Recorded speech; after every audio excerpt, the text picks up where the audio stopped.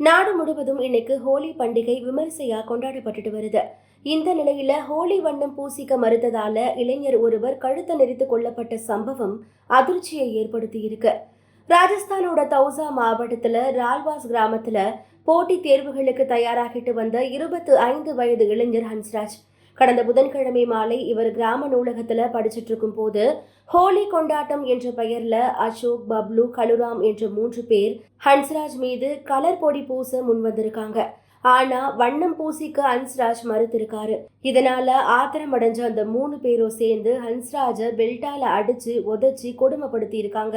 இதன் உச்சமா 3 பேர்ல ஒருத்தன் ஹன்ஸ்ராஜுடைய கழுத்தை நெரிச்சு கொலை செஞ்சிருக்கான். பின்னர் இந்த 3 பேருமே தப்பியோடிய நிலையில ஹன்ஸ்ராஜ் உடலோட அவருடைய குடும்பத்தினர் மற்றும் கிராம மக்கள் போராட்டத்தில் ஈடுபட்டிருக்காங்க.